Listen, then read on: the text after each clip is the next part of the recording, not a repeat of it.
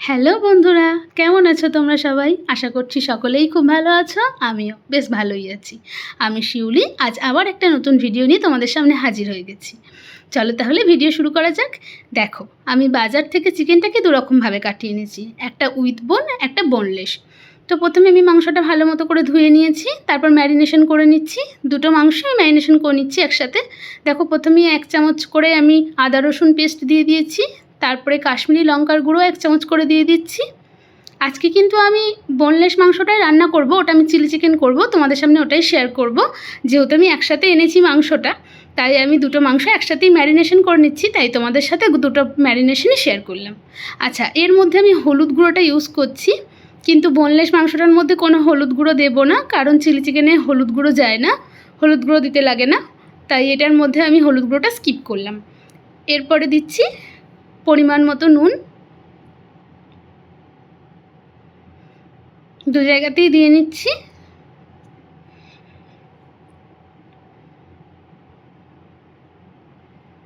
এরপরে দেবো 1 চামচ করে গোলমরিচ গুঁড়ো, দুটো জায়গাতেই গোলমরিচ গুঁড়ো দিয়ে নিচ্ছি।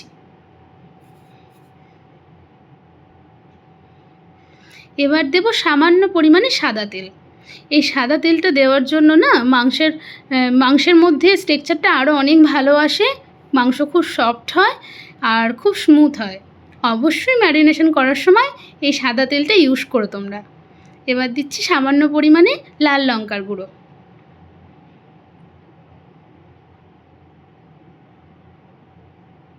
আর সবশেষে দেবো একটা ডিম। ডিম দিলে মাংসের স্বাদ আরও অনেক গুণ বেড়ে যায়। আমি যখনই মাংসের যে কোনো প্রিপারেশন করার সময় আমি কিন্তু ম্যারিনেট করার সময় একটা করে ডিম দিয়ে দিই, এতে মাংসের স্বাদটা বহু গুণ বেড়ে যায়।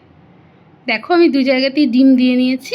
এবার ভালো মতো করে মাংসটার সাথে সমস্ত উপকরণগুলো মিশিয়ে নেব। তারপরে আমি 30 মিনিট মতো ফ্রিজে রেস্টে রেখে দেব।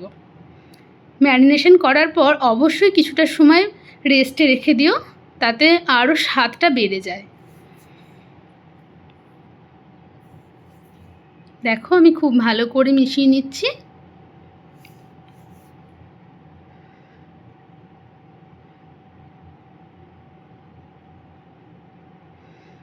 আমার মেশানো হয়ে গেছে চিলি চিকেনের মাংসটা। এবার এটাও আমি ভালো করে মিশিয়ে নেব। এটা যেহেতু আমি আজকে রান্না করব না, তো এটা ম্যারিনেশন করে ফ্রিজে রেখে দেব।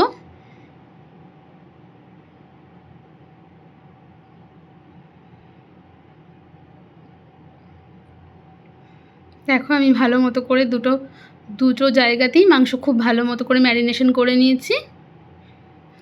এবার আমি রেস্টে রেখে দেব।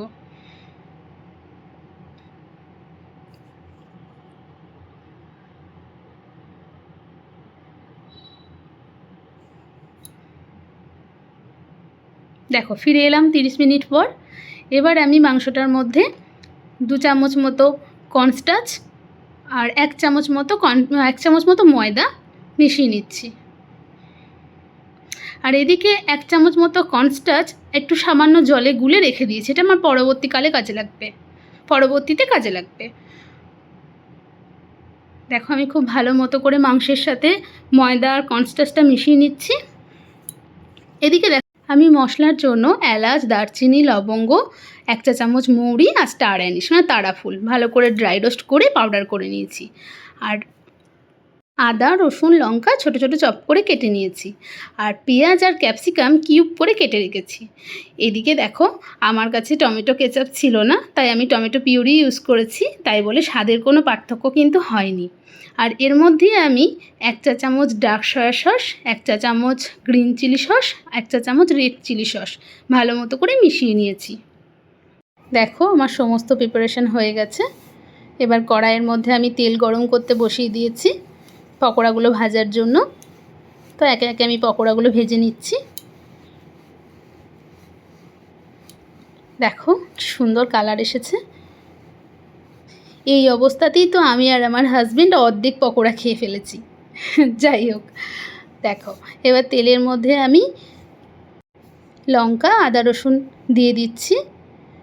এগুলো ভালো করে নেড়ে নিয়ে এর মধ্যে আমি কেটে রাখা পেঁয়াজ আর ক্যাপসিকামটাও দিয়ে দিচ্ছি। এগুলো খুব বেশি ভাজার দরকার নেই, হালকা একটু কালার এলেই হবে।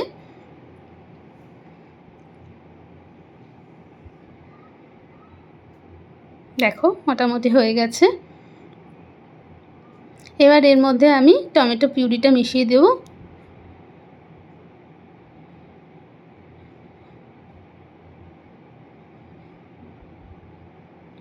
এবার বাটিটা ধুয়ে সামান্য একটু জলও অ্যাড করে দেব।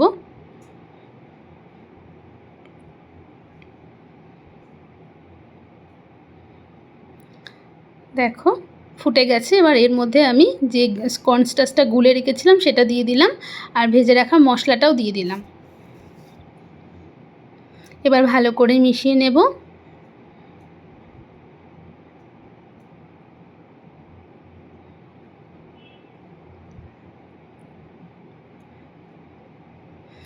এবার ফুটে গেলে এর মধ্যে নুন আর চিনি দুটো দিয়ে দিলাম পরিমাণ মতো, আর তার সঙ্গে চিকেন পকোড়াগুলো মিশিয়ে দিলাম। এবার 10 মিনিট মতো আমি এটাকে ফুটতে দেব।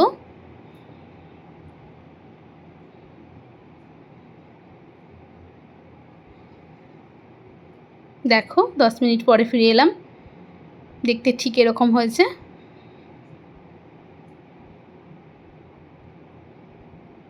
আমি এবার একটি অন্য পাত্রে এটাকে ঢেলে নিলাম।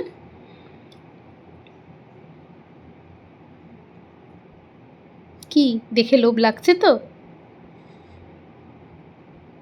কেমন হয়েছে জানিও কিন্তু। আর এদিকে দেখো, সবাই চিলি চিকেনের সাথে সাধারণত কি খায়, মানে আমরা সাধারণত কি খাই চিলি চিকেনের সাথে? ফ্রাইড রাইস কিংবা পোলাও। তো আমার হাজব্যান্ড তো সব কিছুর সাথেই লুচি খেতে ভালোবাসে, ওর লুচি হলে আর কিছুই চাই না। তো বললো আমি লুচি দিয়েই খাবো। তোমরাও একবার ট্রাই করে দেখো কিন্তু লুচি দিয়ে খেতেও কিন্তু মন্দ লাগে না। তো এদিকে দেখো আমি ময়দা মেখে নিয়েছিলাম, এবার লুচিগুলো ভেজে নিচ্ছি। লুচিগুলো খুব সুন্দর হয়েছিল, প্রতিটা লুচি খুব সুন্দরভাবে ফুলেছিল।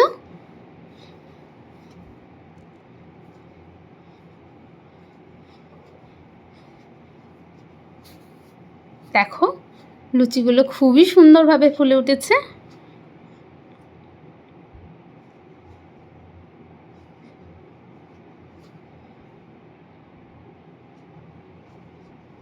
তো আমার কমপ্লিট হয়ে গেছে।